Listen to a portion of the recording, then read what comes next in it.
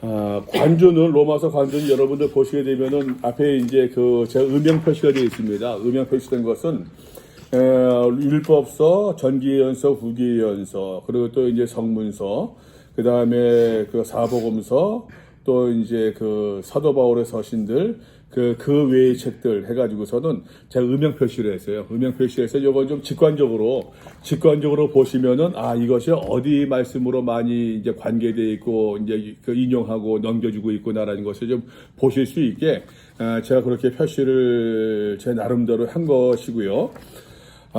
로마서를 제가 요거 가지고 제 나름대로 공부하고 한 것이 이제 강의를 한 것이 한 번, 여기 포항에서 제가 평신도 대상으로 세 번 했었어요. 3번 공개 세미나를 10번씩 했었고, 그리고 장로의 신학대학교 신대원생들을 대상으로 해서 한 번 했었고, 그리고 우리 교회 한동대생들 대상으로 또 한 번 했었고, 5번을 진행을 했었는데, 목사님들하고 처음이다 보니까는 저도 조금 이제 좀 튜닝을 좀 해야 될 것 같습니다. 튜닝 좀 이해를 좀 해주시고, 그러다 보니까는 이제 감을 저도 좀 잡아야 될 것 같다는 생각이 드는데, 요것을 처음에는 사실은 이제 학생들하고는 전부 다 앞에 관주를 가지고서 요 내용을 가지고 했었거든요. 하다 보니까는 이게 좀 아닌 것 같다라는 생각이 좀 들었어요. 제 마음속에. 그래서 뒷부분으로 보시게 되면은 제가 뒤에 이제 개역개정, 공동번역, 새번역, 현대인의 성경을 같이 비교해서 볼 수 있게 편집을 했어요. 네. 바로 볼 수 있어요. 이렇게 한 이유가 뭐냐면은, 여러분들 아시겠습니다만, 스토리 성경에서 제가 이제 좀 주안점을 둔 것이 맨 1페이지 앞부분을 보시겠습니까? 스토리 성경을 소개합니다. 해서 보게 되면은, 현대 성도들의 교육 수준이 매우 높은데, 근데 성경을 읽고 이해하는 것을 매우 어려워하는 것을 좀 느꼈어요. 그 이유가 뭘까? 제 나름대로 생각한 것이, 무엇보다 성경 내용이 방대하고 어렵기 때문인 것도 있지만, 성경을 읽고 이해하는 훈련을 받아본 적이 없었던 것 같아요. 제 스스로도. 여러분들 생각도 좀 말씀해 주시면 좋을 것 같아요. 독해가 안 되는 거죠? 예? 그렇죠. 독해가 안 되는 거죠. 예. 그러니까 이제 다른 언어를 이해할 때 리딩 컴프레이션 독해라는 말 쓰는데, 한글을 보고 한글을 이해한 것은 문해력이라는 말 쓰더라고. 문해력이 안 되는 거예요. 근데 그 이유가 뭔가 생각하니까는, 우리가 기본적으로 목사님들이 다 이제 교회 장학생들이지 않습니까? 교회에 다 이제 우등생들이고, 교회 열심히 다니시는 분들은 이제 이제 신학 공부를 해서 목사가 되는데, 그러한 훈련을 교회 안에서 목사님들이 전해줬던 말씀들을 받고 이해하고 체크하고 수용하고 목사님 말씀, 하나님 말씀을 받고 그런 훈련을 받으면서 그 프레임에 자꾸 갇혔던 것 같아요. 또 실제로 여러분, 우리가 신학 공부할 때도 그렇지 않습니까? 신학 공부할 때도 로마서에 대해 배운다고 한 것은, 우리가 로마서를 읽고 로마서의 흐름과 내용을 알고 이해하는 것을 배우는 것보다는 불트만이 이렇다, 케제만이 이렇다, 무슨 바르트가 이렇다, 이런 얘기만 듣거든요. 더 로마서를 배우는 것이 아니라 로마서에 대해서 배운 것이 더 많았던 것 같아요. 그러니까 로마서에 대해서 배우고 그것을 로마서를 교회 안에서 가르친다고 반복했던 것이 난 내 모습이었던 것 같다라는 생각이 들더라고요. 그러면서 이제 저는 사실은 이제 이어령 씨, 여러분 아시리라 생각하는데, 이어령 씨 글들 보게 되면은, 이어령 씨 글들이, 요거 이제 서로 부분들입니다. 좀 이해해 주시고, 이어령 씨 글들이 보면은, 그분이 뒤늦게 예수를 믿었음에도 불구하고, 우리 목사들이 보기에 남다른 안목으로 성경을 보는 게 많잖아요. 그 이유가 저는 문해력 차이라고 생각해요. 문해력. 그런 분들은 문학적인 문학 작품으로 보듯이, 사설을 보듯이, 신문 기사를 보듯이, 드라마를 보듯이 그 흐름을 보는 거예요. 흐름을 보고 자기 말로 자기 생각으로 해석을 하고 자기 말로 전달하니까는 이것이 이제 사람들한테 감동을 준 것이지 않을까. 여러분 문해력을 좀 설명을 드릴게요. 문해력이 이제 말씀드린 것처럼 여러분 그 문맹 글자를 아는 것과 다릅니다. 문해력은 말 그대로 이제 글 내용을 보고 읽고 그 내용을 이제 파악하는 것을 이야기하고 있는데 문해력을 5단계인가 제가 정확히 지금 기억 못 하는데 5단계, 6단계로 나누는데요. 최고급 단계는 새로운 직업의 정보를 얻을 수 있는 게 최고급이래요. 근데 여러분 경향신문에서 났던 그 기사였는데 그 기사 가운데서 그런 내용이 있더라고요. OECD 국가 가운데에서 문해력이 제일 높은 나라가 노르웨이래요. 문해력이 제일 높은 나라가 노르웨이인데 어서 오세요. 안녕하세요. 그쪽에 적당히 앉으십시오. 네. 적당히 앉으세요. 네. 7시 반부터 나와요. 아니에요? 7시. 문해력이 제일 높은 나라가 노르웨이인데 노르웨이에서도 1단계 최고급 단계에 올라가는 그 퍼센티지가 제가 정확히 나지 않는데 한 20% 정도 되더라고요. 책이 없어요. 밑에 하나 있는가 모르겠다. 예. 근데 여러분 우리나라 몇 프로 되는지 아십니까? 제가 말하는 초고급 단계 목사인 내가 예를 들어서 뭐 엔지니어를 한다. 엔지니어의 어떠한 그 책을 봤을 때 그 이해하고 습득할 수 있는 그런 문해력을 가지고 있는 문해력 어떤 그 단계율이 우리나라에서 5%요? 그거밖에 안 돼요? 10%? 한 3% 된다고 해요. 그러니까 글을 봐도 읽기는 읽는데 이해를 못 한다는 거예요.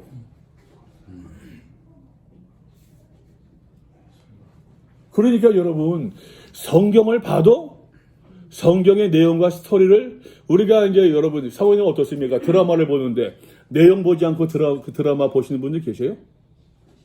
드라마 내용을 흐름을 알지 못하는데 스토리를 알지 못하는데 뭐 송중기하고 송혜가 열심히 사랑하고 있다. 이쁘다. 쑥 빠져들진 않잖아요. 스토리를 알아야 그 드라마가 재미있는 것처럼 스토리를 알아야. 근데 보게 되면은 우리 한국 교회에서의 형편은 성경을 수동적으로 읽는 것에 익숙한 것 같아요. 제가 말할 때 수동적으로 읽는다고 하는 것은 남이 전달해 주는 것, 받는 것만. 목사님이 해석한 대로 받는 것만. 우리 목사들도 남들이 이야기한 것만 그저 받는 것만. 여기에 이제 어떠한 문제가 있지 않을까. 제 친구가 장신대 강 교수는 안용석이라고 했는데 안용석 교수가 그런 얘기 하더라고요. 저 똑같은 얘기를. 저 이제 그 로마서를 공부하면서 이제 많이 물었거든요. 많이 묻고 자문을 구하고 그랬었는데 하는 이야기가 저하고 똑같은 얘기를 했어요. 우리가 신학교 다닐 때부터 성경 읽는 것을 배우지 못했잖아. 그러더라고요. 성경 읽는 것을 우리가 배우지 못했대요. 성경이 읽기 읽었는데 근데 우리는 그 틀 가운데서만 보았지 성경의 사도 바울의 로마서 정말 무엇을 말하고 어떤 흐름을 이야기하고 있는지는 우리가 배우지 못했던 것이 아닐까. 근데 보십시오 여러분. 흐름을 모르고 스토리를 모르고 해석이 가능합니까? 안 됩니다. 근데 스토리를 모르고 여러분 흐름을 모르고 묵상할 수 있습니까? 불가능합니다. 근데 스토리 모르고 흐름도 모르면서 한 구절 뽑아가지고 단어 하나 가지고서 묵상했다고 그럴 때가 많잖아요. 제가 이야기하고 싶은 스토리 성경은 좀 흐름과 그 내용, 스토리를 좀 알아야 되지 않을까. 여기에 제가 좀 주안점을 두고서 좀 이야기를 전개를 하려고 합니다. 혹시 여기에 대해서 질문 있습니까? 그 로마서가 스토리로 되어 있습니다. 당근이죠. 당근이죠. 로마서는 좀 논문적인 성격이 논문은 스토리 아닌가? 아티클이 스토리 아닌가? 나름대로 스토리가 있잖아요. 아티클 하는데 기승전결 이 있잖아요. 스토리가 이야기만 스토리가 아니라 기승전결이 있잖아요. 구조가 있다는. 예, 예. 그러면 로마서를 그 스토리로 보려면은 기승전결 그 이런 쪽으로 해서 접근을 해야 된다는 말씀이죠. 지금. 그러니까 이게 스토리라고 하셨는데 스토리로 우리가 아직 내 접근할 얘기가 때 충분히 전달 안 된 것 같아 지금. 그러니까 스토리로 접근하려고 그러면 우리가 어떤 틀을 딱 이렇게 보고 들어가야 되지 않나? 누가 좀 설명을 좀 해주세요. 들었는데 이해가 안 되는 거죠? 청해력이 안 되는 거예요. 아, 그래 그런 얘기는 이해는 가.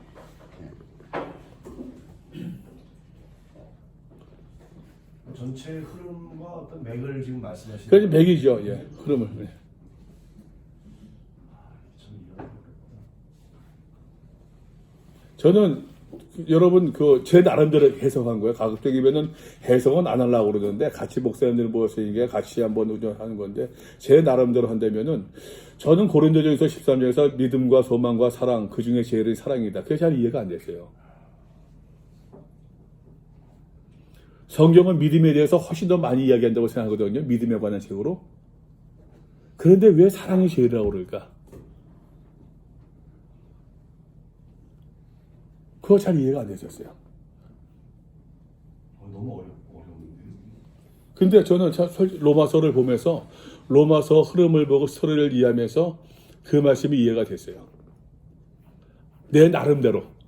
그 뭐 신학적으로 옳은지 틀린지 모르겠고 제 나름대로 아마 이것이지 않을까? 라는 생각이 들더라고요. 그거는 아마 그 9장 10장 돼야지 이야기할 수 있을 것 같아요. 그 내용들은. 한번 보겠습니다, 여러분. 우리가 한번 저기 같이 비교로 읽는 거로 해가지고서 김지현 목사님 저 뒤로 넘어가서 거기도 비교가 있나요? 뒤로 쭉 넘어가서 되면 로마서 더 뒤로 넘어가 보세요. 더. 네, 그 부분에 로마서 1장. 예, 그 부분에서 네.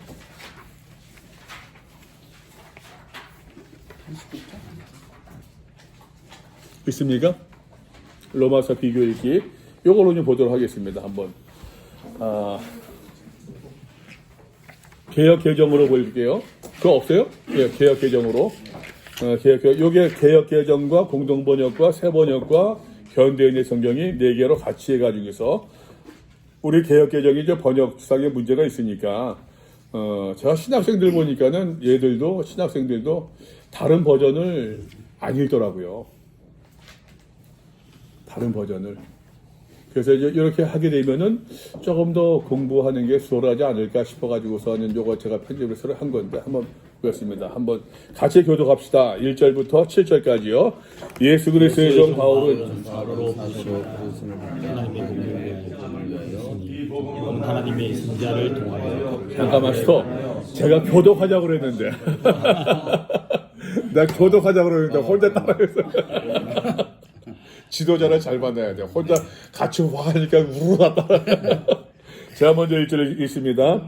예수 그리스도의 종 바울은 사도로 부르심을 받아 하나님의 복음을 위하여 택정함을 입었으니 이 복음은 하나님이 선자를 통하여 그의 아들에 관하여 성령의 일이 약속하신 것이라. 그의 아들에 관하여 말하면 육신으로는 다윗의 혈통에서 나셨고 성결의 영으로는 죽은 자들 가운데서 부활하사 능력으로 하나님의 아들로 선포되셨으니 곧 우리 주 예수 그리스도시니라. 그로 말미암아 우리가 은혜와 사도의 직분을 받아 그의 이름을 위하여 모든 이방인 중에서 믿어 순종하게 하나니 너희도 그들 중에서 예수 그리스도의 것으로 부르심을 받은 자니라. 함께 봉독합니다. 로마에서 하나님의 사랑하심을 받고 성도로 부르심을 받은 모든 사도바울의 정체성에 대해서 이야기하고 있다. 또 다른 분들 하면은 복음을 강조하고 있다. 네. 한번 또 여쭤볼게요. 예수님에 대해서 말씀하고 있습니다. 예수님에 대해서 말씀하고 있다. 또 다른 분들은 없을까요? 문안도 있네요. 로마의 성도들한테. 문안도 있고, 네. 복음이 어떻게 시작되었는가에 대해서 복음이 어떻게 시작되었는가에 대해서, 네. 한번 이런 것들을 한번 문장으로 만들 수 있겠습니까, 여러분들이? 내 말로 문장으로. 한번 여쭤볼게요. 복음이 뭡니까? 아 이거 지난번에 말씀드렸는데 복음이 뭡니까? 여러분들은 목사님 복음이 뭐라고 설명하시겠습니까? 이병호 목사님, 네. 복음이 뭐라고 말씀하시죠? 네, 복음은 하나님 우리에게 주신 기쁜 소식.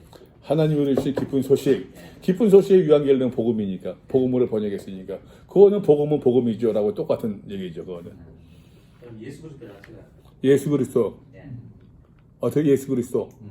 아니 그 다음에 예수 그리스도 네, 복음이 문장 만들었어요? 예수님이 복음이다. 예수님 복음이다. 예수님이 복음이다. 예. 또 다른 분은 김주혜 목사님. 복음은 예수 그리스도가 이 땅에 오셔서 우리를 위해 죽으시고 부활하시고 성취하시고 다시 오실 것을 증거하셨습니다. 여러분 복음을 뭐라고 얘기할 수 있겠습니까? 하나님 사랑의 부르심 뭐 이렇게 사랑의 부르심. 너무 좀 너무 좀 수상적이지 않나요? 예. 여기서는 예수 그리스도를 말하는데 예. 예수 그리스도를 말하고 여기 아니 그냥 우리가 신학적으로 복음을 뭐라고 얘기했어요? 성경적으로, 신학적으로, 성경적으로 복음이 뭡니까? 구원의 복된 소식으로 배웠는데요. 구원의 복된 소식. 네. 여기 있는 말로 하면 하나님께서 그 아들에 대해서 미리 약속하신 것이 복음이다. 그거는 그 아들에 관해서 누구한테 약속? 선지자들을 통해서 구약의 말씀들이 성취되었다는 얘기인데. 예. 그래서 저는 이렇게 말씀드려요. 복음은 예수님에 대한 이야기. 예수님에 대한 이야기인데, 내러티브인데, 이 이야기가 아까 김재 목사가 얘기한 것처럼 약속. 하나님께서 선지자들을 통해서 보내주셨다는 약속의 말씀. 성취. 그 다음 고난, 죽음, 부활, 승천, 재림까지 이 예수님의 이야기를, 이 예수님의 모든 생애 이 이야기를 복음이라고 하는 한 단어로 축약한 것이다. 그러니까 마태복음서도 마태가 예수님에 대한 이야기 생애를 기록한 것이 마태복음서고, 마가복음서는 마가가 예수님의 생애를 마가의 관점에서 마가 이야기로 풀어쓴 것이 마가복음서이고, 예.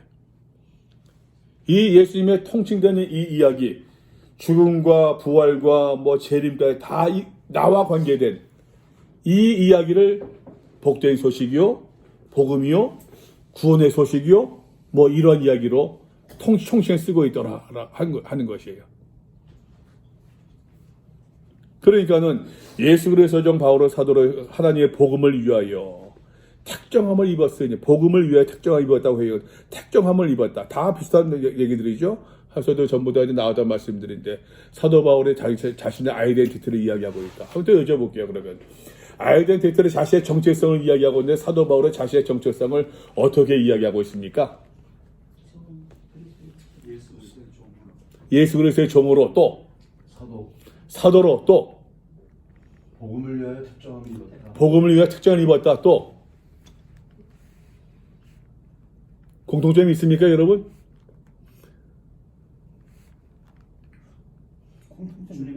바울은 자신의 정체성을 무엇과 연관시킵니까? 무엇과 연관시킵니까? 복음과 연관시켜서.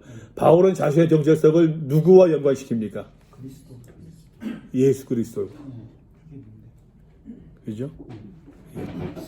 자신의 정체성을 이야기할 때, 고백할 때에 철저히 복음과, 그러면서 이 복음이 무엇이냐? 이 복음은 하나님의 선지자들을 통하여 그의 아들에 관하여 성경이 미리 약속하신 것이다. 아까 말씀드린 것처럼 예언과 성취를 지금 이야기하고 있는 것이겠죠. 사도로 부르심을 받았다. 하나님의 복음을 위한다. 철저하게 이제 복음과 또 이제 예수와 연관시켜서 자신의 정체성을, 자신이 누구인가를 깨닫고 고백하고 있더라라고 해요. 여기서 이쯤 되면 우리가 한번 질문도 더 던질 수 있지 않겠습니까? 교인들한테 여러분들은 자신을 어떻게 이해하고 있습니까? 바울은 이렇게 고백하고 있는데, 여러분들은 어떠한 정체성을, 어떠한 아이덴티티를 가지고 있습니까? 근데 여기서 특정함이라는 단어가 어떤 뜻입니까? 특정함, 올림, 콜링. 올림도 될 수 있고 택함을 받았다, 불신을 입었다, 네. 선택되었다. 제가 그래서 여기 같이 버전을 같이 놔뒀어요. 1절 보니까 다른 데서는, 공동 번역에서는 특별한 사명을 받았다고. 특정함을. 새 번역에서는 따로 세우심을 받았대요. 그러면 특정함의 의미가 조금 더 이제 그 분명해지지 않겠습니까? 또 현대인의 성경에서는 거룩하게 구별되어야 돼요. 무엇을 위하여? 누구를 위하여? 누가? 바울이.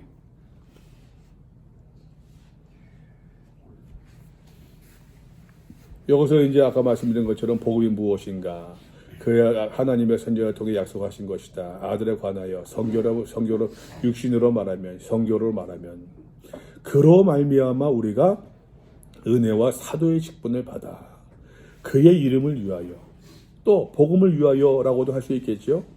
모든 믿음 이방인 중에서 믿어 순종하게 하나니.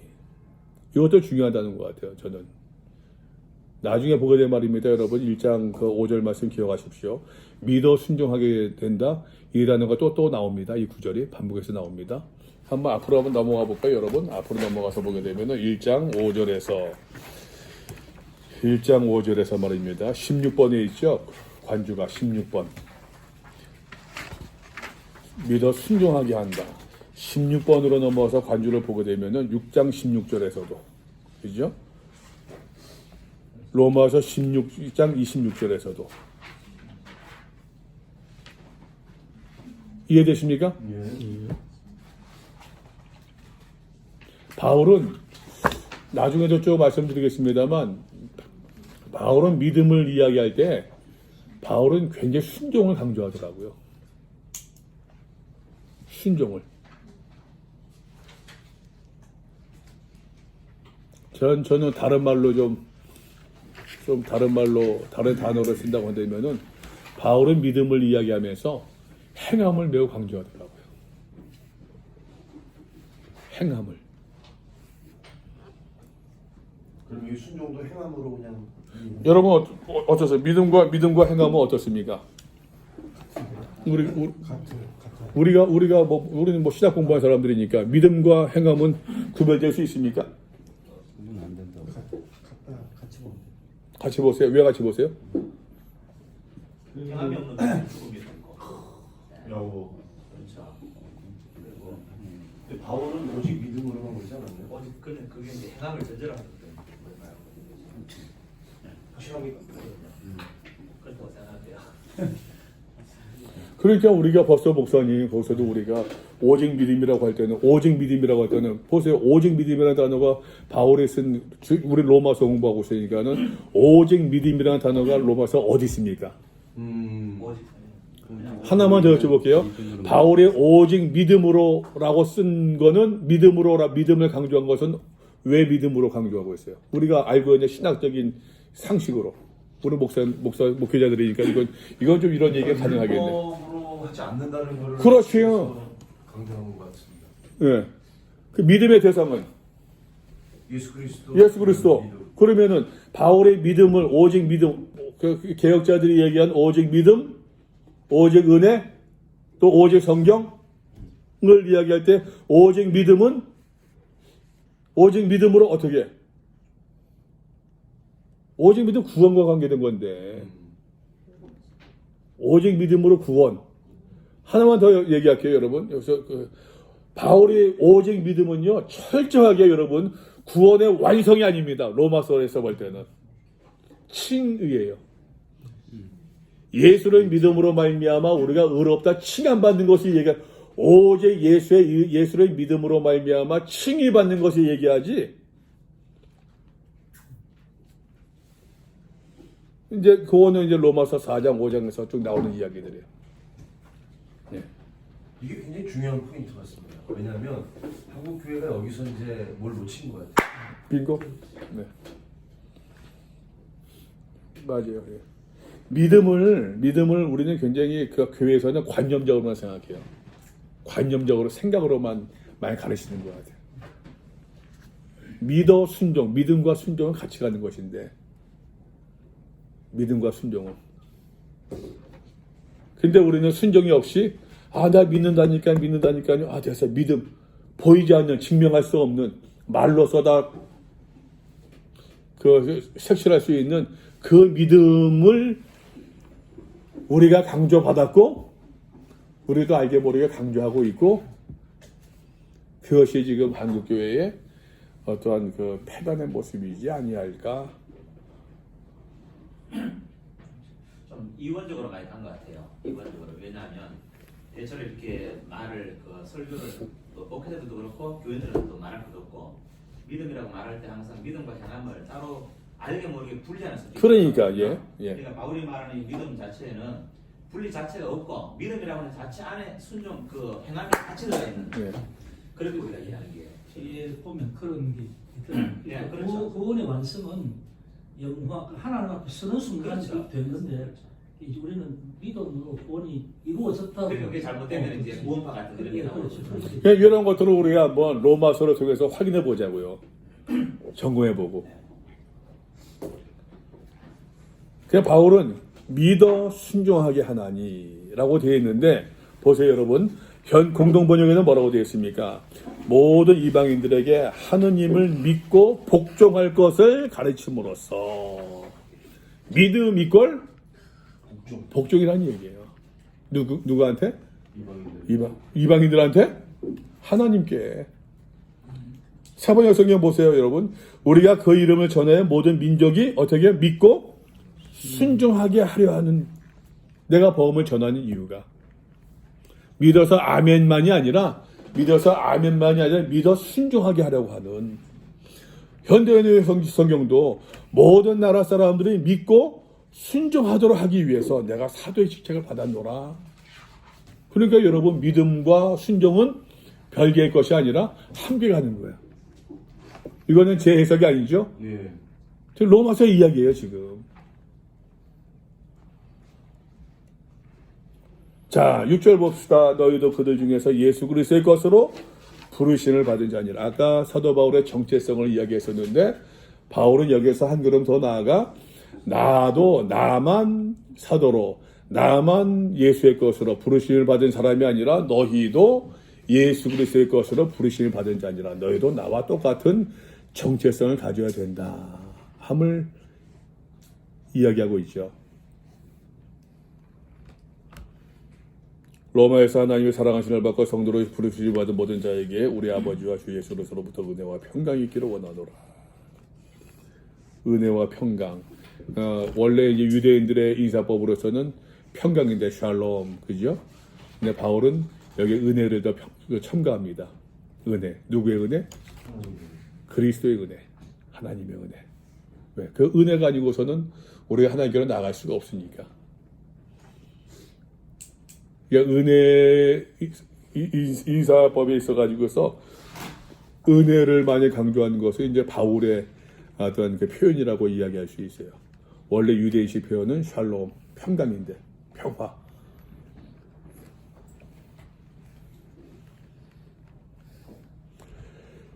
혹시 여기까지 나눌 게 있습니까? 드실 생각이? 여기에서 이 구절에서 요 7절까지의 내용에서 가장 키워드를 핵심 구절을 뭘로 꼽을 수 있겠습니까, 여러분들은? 저는 이거 읽으면서 네. 이거에 순종하게 하나님가 지금까지 안 보였을까요? 믿어 순종하게 하나님. 네, 안 보였어요. 그냥 넘어가잖아요, 그냥. 오늘 여기까지 채취를 해보니까 확 눈에 띄는데. 내가 200번 읽었다니까.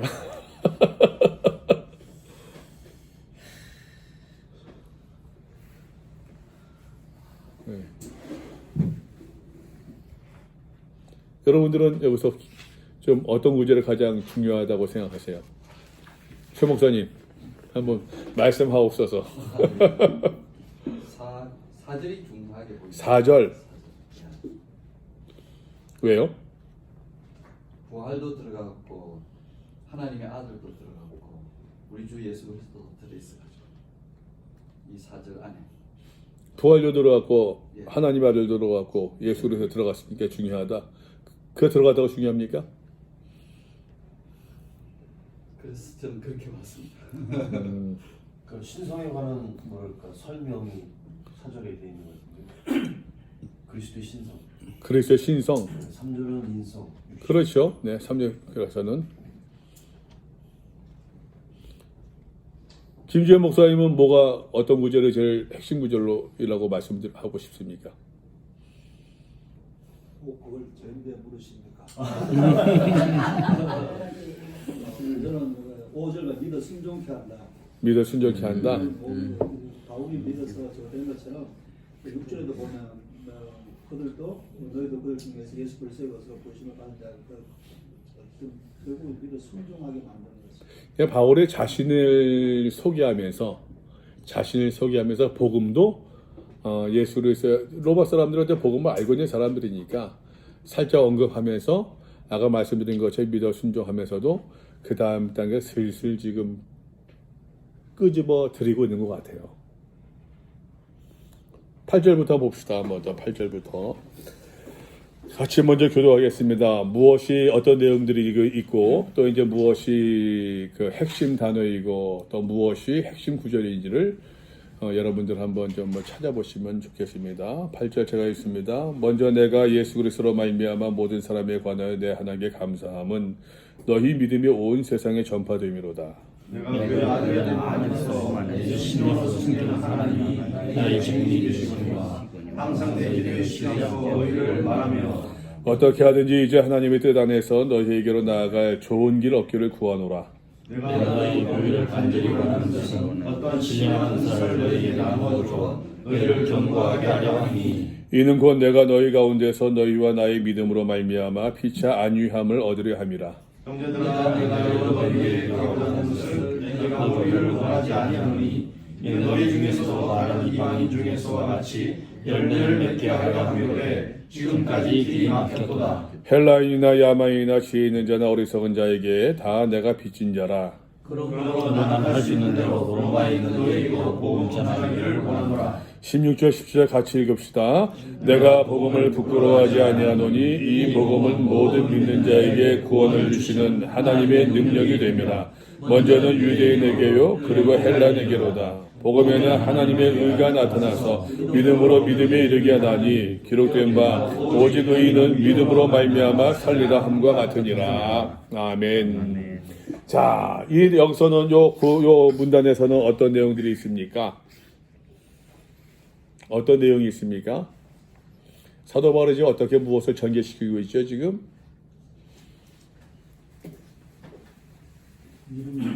네? 믿음 뭐요?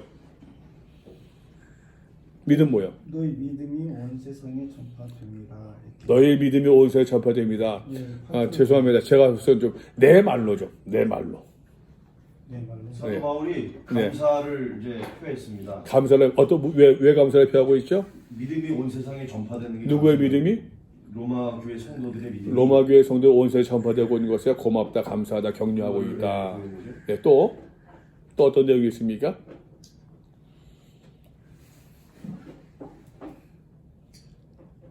왜 로마에 가려고 하는지 왜 로마에 가려고 하는지, 로마를 방문하라는 목적, 11절에 나옵니다. 그 이유에 대해서, 이유가 뭐라고 하고 있어요? 하나님이 어떤 은사를 주셔서 너희 교회가 좀 굳건하게 서기를 원한다라고 11절에. 너희 교회가 국가의 세워지기를 원한다. 신령한 인사를 통해서. 또 다른 분들. 우리 김시양 목사님, 말씀하옵소서. 지금 글자가 잘 안개가 안 맞아요. 와. 내가 이걸 교재를 이렇게 만드니까는 어떤 분들은 글자 작다가 막 그런 분들이 계신데, 근데 글자를 크게 하게 되면요. 뭐라니까. 책이 너무 두꺼워져요. 제 나름대로 이렇게도 짜봤다가 이게 밑에 그 관주는요 8.5예요. 내가 8로도 해봤다가 9로도 해봤다가 8.3, 8.7 뭐 하고서 위에 본문은 9.5예요. 제 나름대로 이렇게 저렇게 해보면서 그냥 가장 적절한 글 간격도 마이너스 5%입니다. 막 하면서 이렇게 저렇게 하면서 막 찾은 어떠한 내 나름대로 제 나름대로 가장 편하게 볼 수 있는. 진짜 심혈을 기울이신 것 같아요. 그래서 할 말이 없어요.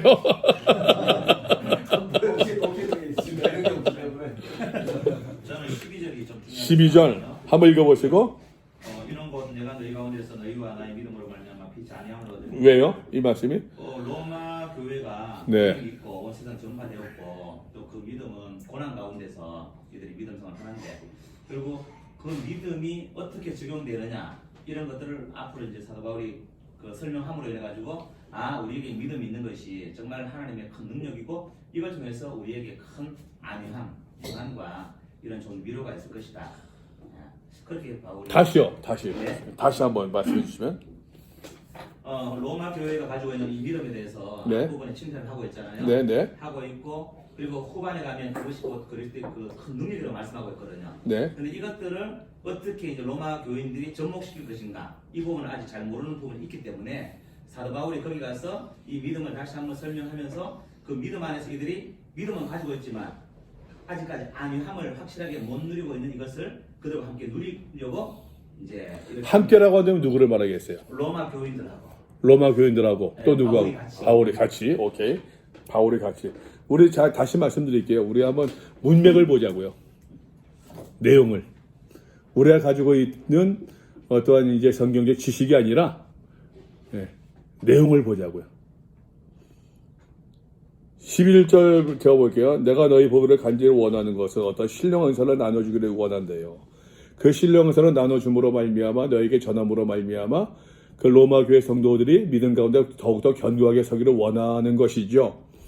뿐만 아니라 12절에서는 이는 곧 내가 너희 가운데서 너희와 나의 믿음으로 말미암아 피차 서로 격려받기를 원한다는 거예요. 바울 로마 교회 성도들은 바울을 통해서 어떤 신령 은사를 전해받음으로 위로를 받고, 그죠? 바울은 또 그 모습을 보고서 또 위로받고. 예. 근데 11절 말씀 옆에 이제 공동번역 성경 보세요. 내가 여러분을 애타게 만나보려는 것은 여러분과 함께 어떤 영적인 축복을 나눔으로써 여러분에게 힘을 북돋아 주기 위함이래요. 다시 말하면 우리가 함께 지내면서 여러분과 내가 피차의 믿음을 통하여 서로 격려를 받으려는 것입니다. 그죠? 사번역 성경 봅시다 한번. 내가 여러분을 간절히 보고 싶어하는 것은 여러분에게 신령한 인사를 좀 나누어 주어 여러분을 굳세게 하려고 하는 것입니다. 이것은 내가 여러분과 함께 지내면서 여러분과 내가 서로의 믿음으로 서로 격려를 받고자 하는 것입니다.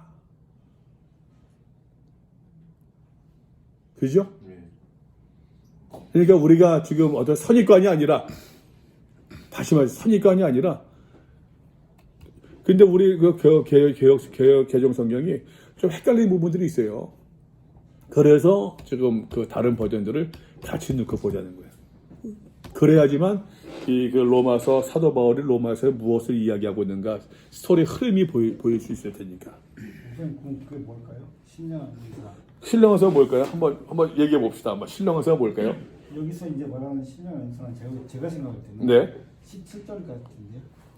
17절 뭡니까? 17절. 그건 뭐냐면 복음에 하나님께서 나타나서 믿음으로 믿음 이르게 하나님, 이게 무엇이냐면 이제 영어 네. 성경으로 보니까 하나님의 의가 나타났는데 이 하나님의 의가 나타나서는 다른 말로 표현하면 하나님이 그냥 이렇게 의를 갖다 이렇게 보여주셨다, 이렇게 탁 나오게 하셨다. 근데 나오게 하셨는데 그게 뭐냐면 시작이 뭐냐면 믿음에서 믿음으로, 믿음에서 믿음으로 했는데 그 예를 들면 그 봄에 꽃이 피잖아요. 꽃이 필 때 보면 그냥 뭐 특별한 이유가 있는 게 아니라 온도에 의해서 갑자기 탁 나오는 것처럼 이 성도들에게 그 하나님이 은혜를 주셨는 그 은혜를 주셨는데 그 은혜는 뭐냐면 그 사람들 잘하는 게 아니라 하나님 그 성도들 가운데 일을 하셔서 믿음을 그들에게 주셨다라고 얘기하는 것 같은데 여기서 얘기하는 거죠. 이해되세요? 죄송합니다. 수용이 되세요, 얼른? 17절 봅시다, 한번. 먼저 17절 나중에 얘기하려고 해서 나오니까는.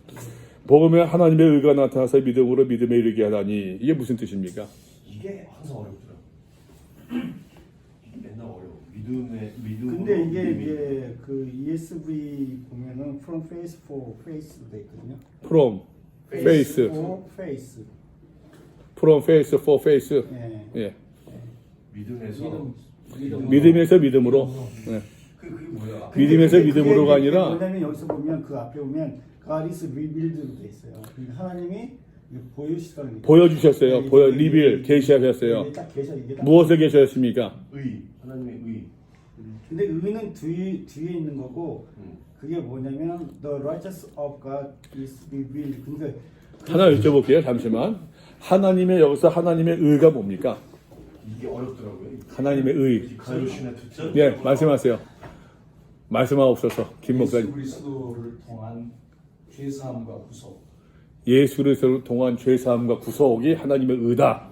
또 다른 분은 결과가 그렇게 나올 것 같아요. 전적으로 우리 인간을 구원하고자 하시는 그 하나님의 의지, 열심, 마음. 하나님이 여신 마음. 네, 또 하나님과 내가 어떤 관계냐? Relationship between God and me. 저는 그 영문학과 취지 다르네. 관계성은 나중에 문제라고 저는 생각하고요. 왜냐하면 우리 전적인 타락한 인간은 우리가 구원받을 수 있는 방법이 없잖아요. 그래서 그렇기 때문에 하나님께서 당신의 의를 보여주셔가지고 우리를 구원하고자 하시는. 당신의 의라는 게 뭐예요? 그 전적인 인간을 향한 하나님의 사랑이겠죠. 그 마음. 하나님이 그 원래 로마서 3장에 대가 나오는데 하나님이 예수 그리스도를 보내사 그를 믿는 자를 의롭다 하시고 하나님 그를 의롭다 하시고 그 믿는 자를 의롭다 하시고 그러니까 우리가 예수 그리스도를 믿음으로 말미암아 없는 칭이 칭의가 여기서 하나님의 의다. 하나님 의가 그래 우리 예수 그리스도를 믿는 의를 가지고 하는 거 하나님께서 다른 의를 나타내고 나서 로마서 3장에 나오잖아요. 근데 그 아까 얘기했던 안영성 박사가 한 얘기는 이게 이제 그 하나님의 의를 라이셔스니스로 번역을 했는데 그 친구는 라이셔스니스 번역이 잘못됐다는 거예요. 어느 교수님이세요? 안영성 교수라고 하버드에서 공부했는데 라이셔스니스가 번역이 잘못됐고 여러분 보세요 한번 공동 번역 봅시다. 새로운 것도 아닙니다. 17절 복음은 하나님께서 인간을 당신과 올바른 뭐예요? 관계에 놓아주시는 길을 보여주신대요.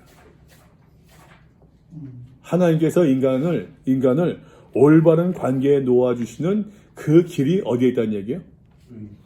복음에 있다는 얘기예요. 복음을 통해서 예수님의 이야기인 이 복음을 통해서 하나님께서 계시하신 것 보여주신 것이 무엇이냐? 하나님의 의라고서 개역 개정에서 나오고 있는데 공동번역 성경에서는 하나님과 올바른 관계를 이야기해요. 관계.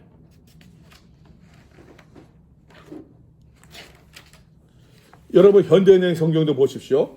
이 기쁜 소식 복음에는 오직 믿음으로만 하나님과 올바른 관계를 갖게 된다는 것이 나타나 있습니다. 하나님의 의를 관계로 얘기하고 있어요. 저는 이 번역이 맞다고 생각해요. 로마서 전체를 보게 되면 좀 미리 설명을 좀 드릴게요. 좀 보시겠습니까, 여러분? 여러분 죄는 성경에서 인간을 가리켜서 죄인이다라고 이야기하고 있는데 그 죄를 여러분들은 어떻게 이해하십니까? 우리가 죄인이다라고 했을 때 우리가 무슨 남의 것을 훔쳤느니 욕을 했느니 뺏었느니 살인했느니 그것을 죄를 이야기합니까? 아니면은 하나님과 관계가 네, 그렇죠. 의가 만약에 하나님과의 관계라면 첫 번째 문제에서 첫 번째 원론적인 죄에서 발생되는 부분이고 어떻게 다시 그 행위적인 죄는 예. 2차적인 부분이고 네. 그 본질적인 죄는 의이신 하나님과 이 관계가 끼어진 그렇죠. 부분이죠. 관계가 끼어있다는 표현. 그렇죠. 예. 그래서 아까 그 의가 하나님이 의이신데 하나님과 죄인인 우리가 그 의를 하나님께서 보여주시는데 그게 예수 그리스도를 통해서 우리 가운데 보이시고 우리는 예수 그리스도를 영접함으로 예수 그리스도의 의가 우리의 의가 되는 그런 관계를 의미하는 부분입니다. 뭘 말하는지 알겠는데 예. 무엇을 말씀하고 싶어 하는지는 알겠는데 예, 예. 근데 그 교인들은 잘 모를 것 같아요. 관계가 어우러진 건 맞습니다. 그렇죠. 어우러진 부분. 관계의 단절, 예? 관계의 단절, 하나님과 관계의 죄는 관계의 단절이죠. 그렇죠. 예. 창세기에서도 3장에서도 2장 3장에서도 관계의 단절 아닙니까? 추방당하고 어떤 행함보다도 사실 이제 본질적인 문제에서는 이 죄는 어떤 인간과 하나님의 어떠한 그 근본적인 차이를 이야기하는 것인데 죄인인 인간과 죄성이 가득 차 인간과 거룩하신 하나님과 죄의 반대 거룩의 반대는 죄니까 그죠? 거룩의 반대는 죄니까는 거룩하신 하나님과 인간은 이거는 컨택이 안 되거든요. 컨택이 안 돼요. 그러니까 이 관계가 깨질 수밖에 없는 거죠. 이게 깨진 관계죠. 이게 에덴 동산에서 더불어 같이 거닐던 그 죄인이 이게 관계가 깨졌단 말이에요. 그러니까 하나님께서 이 복음에 이 깨진 관계가 회복될 수 있는 길을 이 복음에 보여주셨다는 거예요.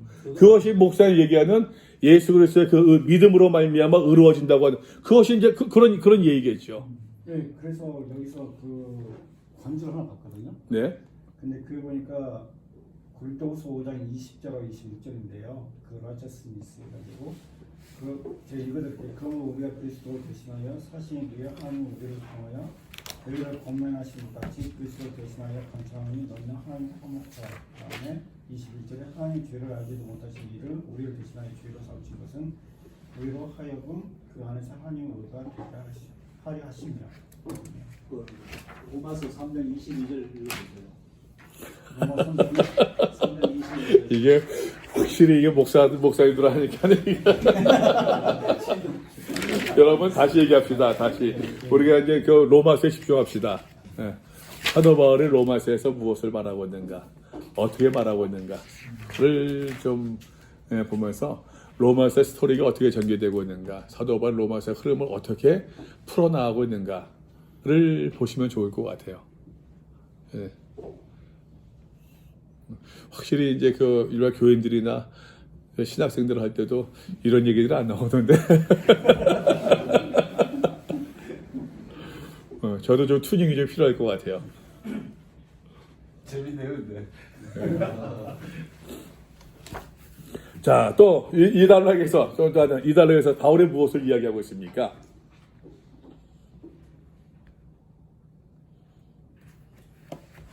그 13절에 네. 제가 여태까지 보다가 못 봤는데 로마에 가려고 하는 이유 중에 하나가 열매를 맺게 네. 하기 위해서 했는데 네. 막혔다. 그래서 열매를 맺게 하려고 로마에 가려고 했구나. 그 열매가 뭐죠? 뭔지는 모르겠습니다. 문맥상으로는 열매를. 근데 이게 아까 말했던 뭐 행함, 순종 이런 거하고 연결이 될 것 같아요.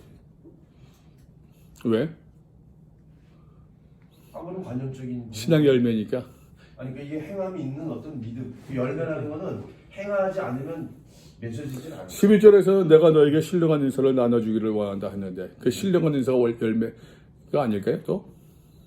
그러니까 그렇게도 볼 수 있을 것 같고 아까 뭐 은사, 안위함 여기 세 번째로 3절, 13절에서 여기에 네. 그 공동번역에 보면 전도의 성과를 여러분의 예로 그들의 함이라다 이렇게.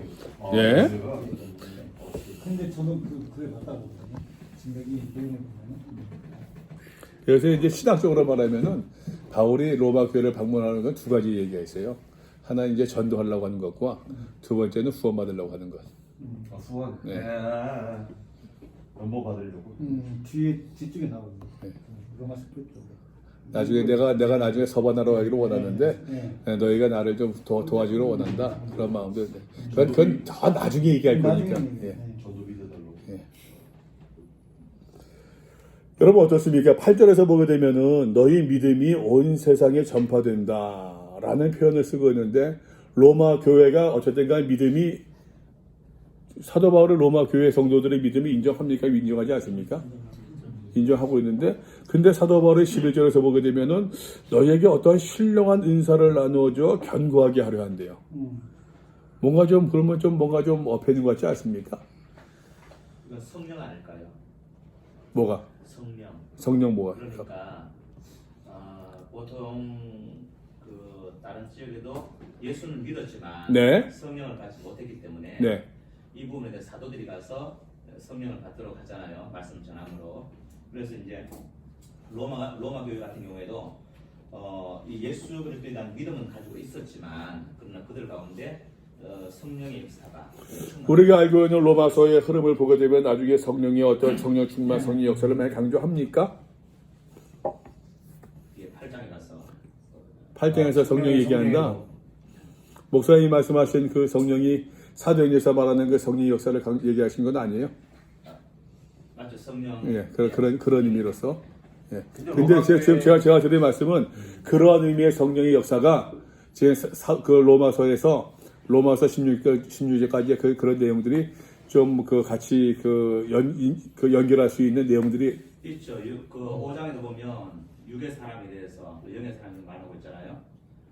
육의 사람은 또 영의 사람이 말하고 있으니까 이들이 이제 예수를 믿고 복음은 가지고 있었지만 그러나 그것이 진정한 그 자기들의 삶 속에서 성령의 역사로 크게 드러나지 못했지 않을까 싶어서 바울이 그런 것들을 가서 나눠주기로. 로마서 5장에 그런 내용이 있어요? 육과 육체의 소용과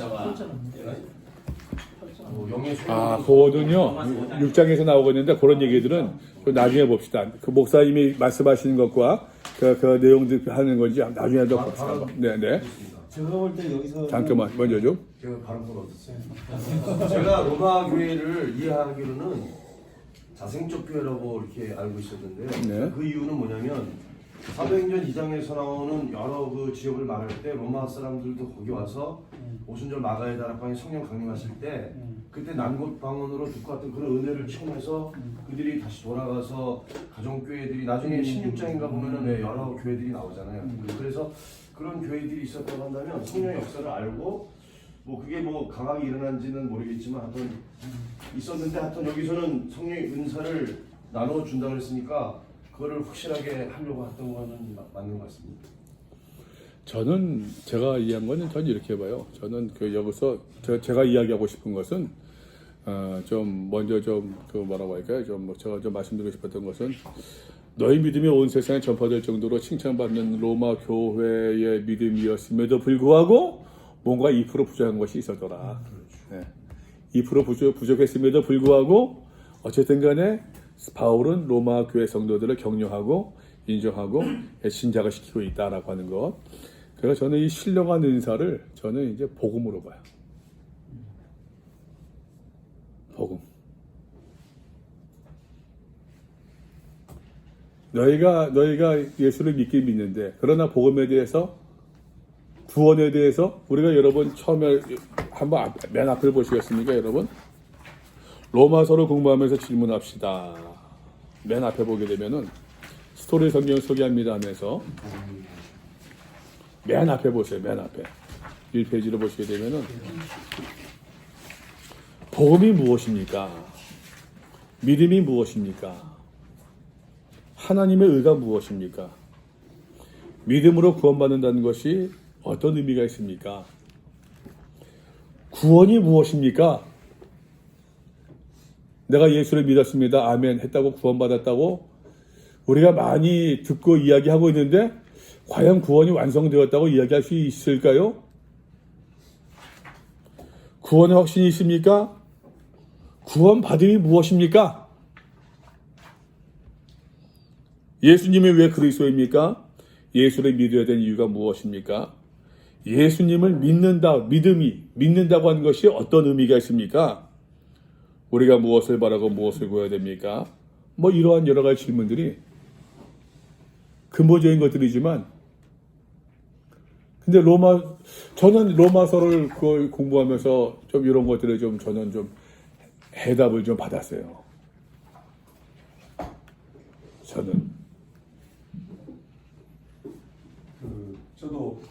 말에 공감이 되는데 아까 그 복음이다라고 하는 게 다양한 여러 가지 역사들도 뭐 다 포함될 수 있겠지만 당시에 이런 여기에 나오는 그런 질문들에 대한 어떤 답들을 해나감에 있어서 여러 가지 은사로 풀어나가는 게 아니라 복음이 뭔지 또 예수 그리스도 우리가 왜 믿어야 되는지 이런 부분들로 이런 거에 대해서 지금 풀어가면서 얘기를 그렇죠. 예.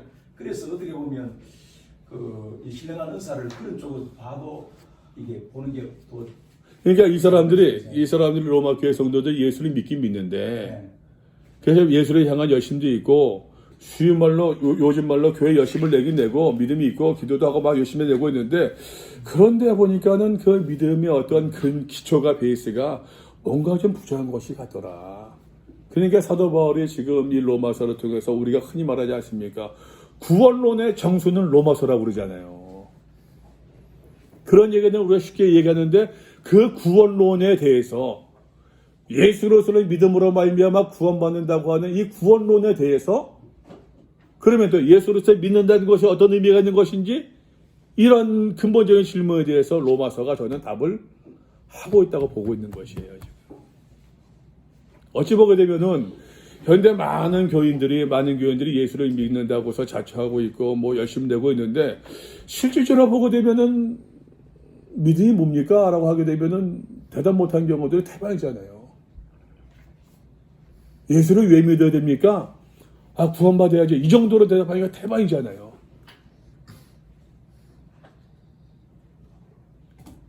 예수님께서 왜 구원자이신가?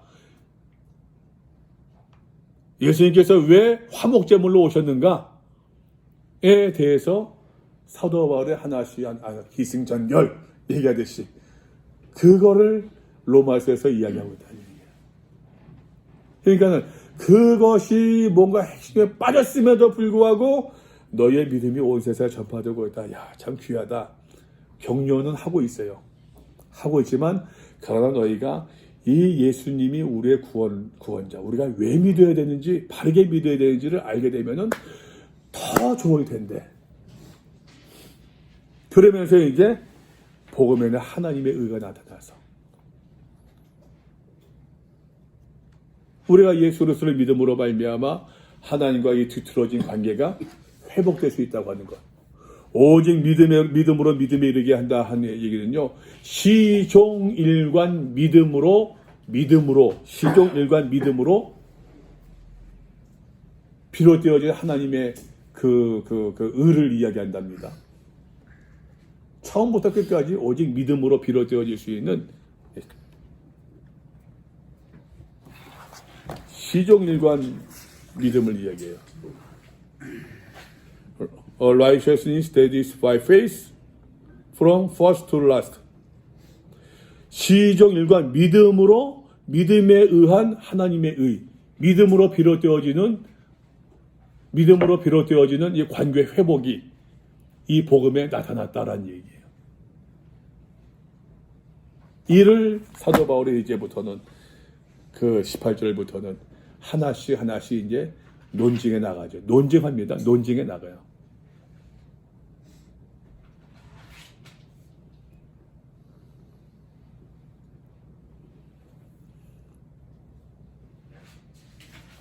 (15절에도) 있네요. 그러므로 나는 할 수 있는 대로 로마에 있는 너희에게도 복음 전하기를 원한다. 예, 복음 전하기를 원한다. 물론 이제 이것을 전도하기를 아까 얘기했던 열매 맺게 할미로되 그 전도의 열매도 전도도 얘기할 수 있겠습니다만 믿지 않는 사람들에게는 전도요. 믿지 않는 사람들에게는 이 복음의 핵심, 복음의 구원에 대해서 좀 나누기를 원한다고 하는 바울의 열망이. 그러니까 이 모든 것이 아까 우리 처음부터 얘기했던 사도 바울은 철저하게 복음과 관계에서 예수와 관계에서 자신을 이해하고 고백하고 있다고 하는 것. 다 관계된 이야기들이겠죠. 사실 여기까지는 로마서의 이제 그 서론적 서두죠. 복음에 나타난 하나님의 의의 내용들이 이제 18절부터 쭉 나오고 있는 겁니다.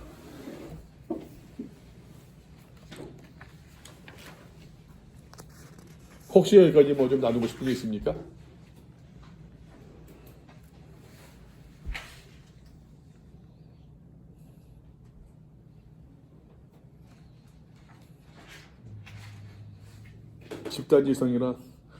집단지성이라 서로 그냥 뭐 얘기하고 하느라고.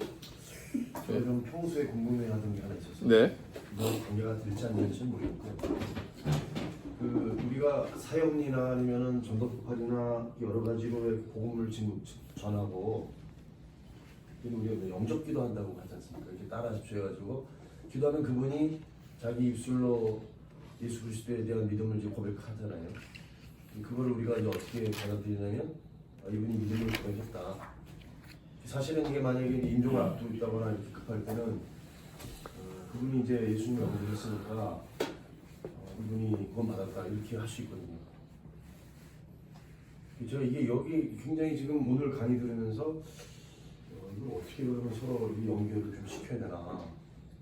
왜냐면 그거는 어떤 그분이 뭐 믿어 순종케 하는 단계까지 그냥 안 가는 것 같은데 그건 뭐 물론 확인할 수 없겠지만 혹시 끝까지 그 복음에 대해서 그러니까 할아버지 때 안 하는 사람을 만나보신 적은 있으신가요? 어떻게 뭐라고요?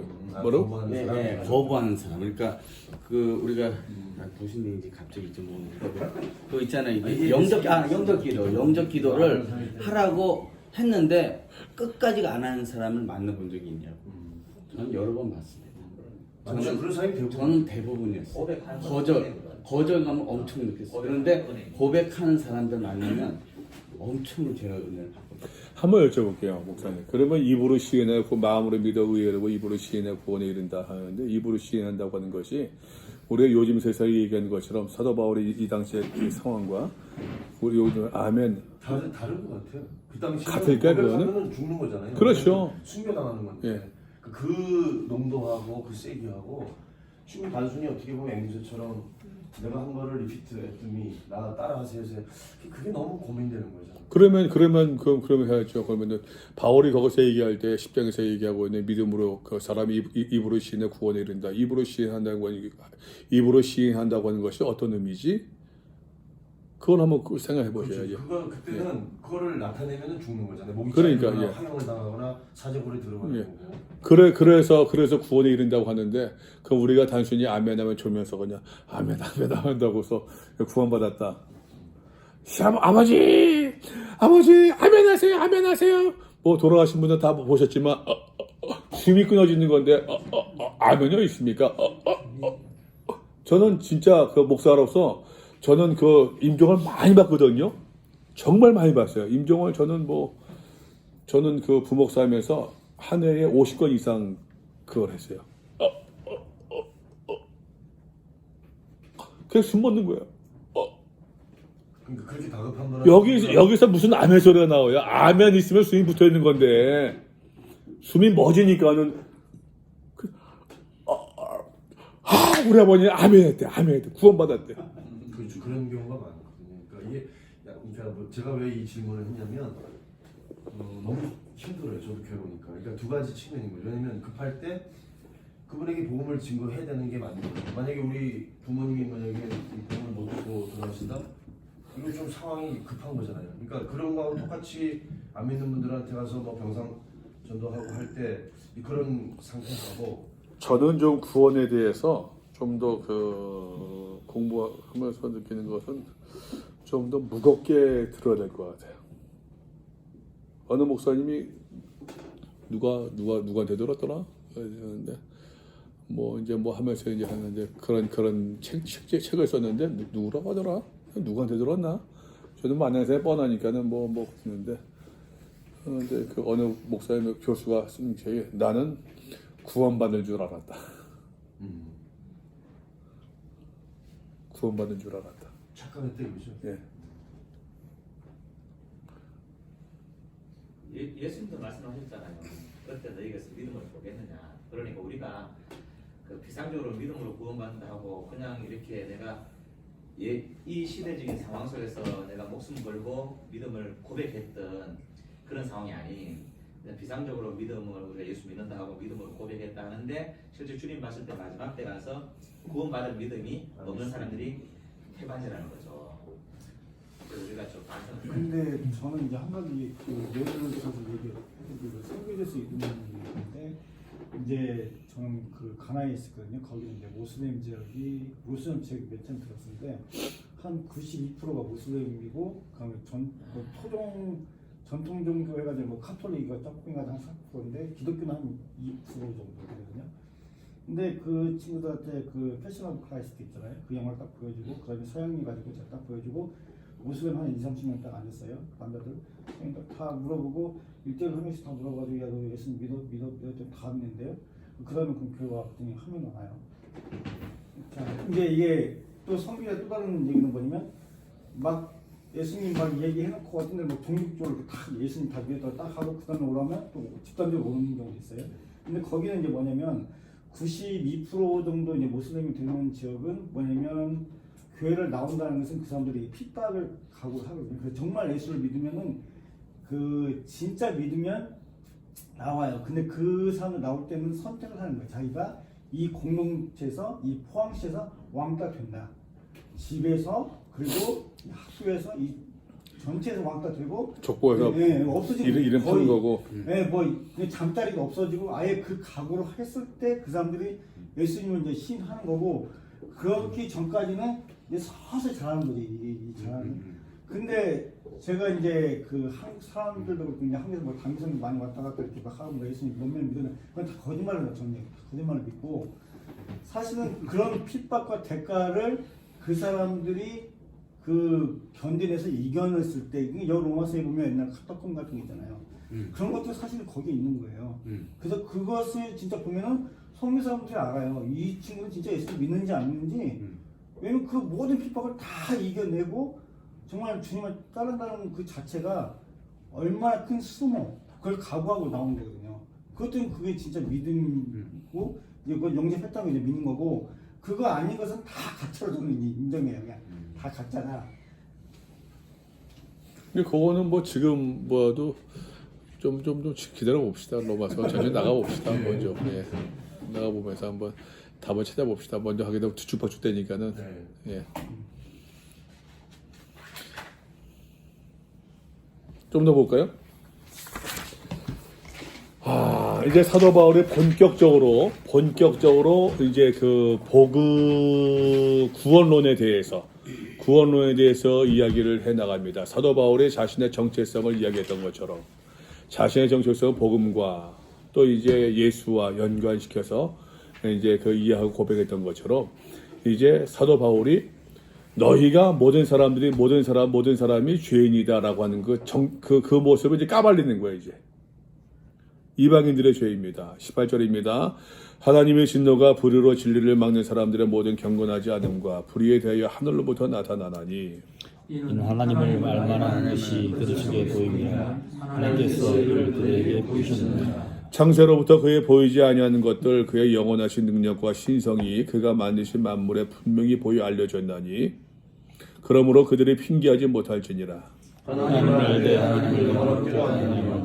감사하지도 아니하고 오히려 그 생각이 험함하여지며 이러한 마음이 어두워졌나니 스스로 지혜 있다 하나 어리석게 되어 썩어지지 아니하는 하나님의 영광을 썩어질 사람과 새와 짐승과 기어다니는 동물과의 우상으로 바꾸었느니라. 그러므로 하나님께서 그들을 마음의 정욕대로 더러움에 내버려 두사 그들의 몸을 서로 욕되게 하게 하셨으니 이는 그들이 하나님의 진리를 거짓 것으로 바꾸고 피조물을 주는 자보다 더 경배하고 섬기며 주는 것 또는 찬송하시도다. 아멘. 이 때문에 하나님께서 그들을 부끄러운 욕심에 내버려 두셨으니 곧 그들의 여자들도 순리대로 쓸 것을 바꿔 영리로 쓰며 그와 같이 남들도 순리대로 여자를 쓰고 서로 향하여 음식이 부릴 듯하며 남자가 남자와 더불어 부끄러운 일을 행하여 그들의 그릇 등에 상당한 보응을 그들 자신이 받느니라. 또한 그들의 마음에 하나님 두기를 싫어하며 하나님께서 그들을 그 상실한 마음대로 내버려 두사 합당하지 못한 일을 하게 하셨으니 모든 불의, 추악, 담요, 악의가 가득한 자요 시기, 살인, 분쟁, 사기, 악독이 가득한 자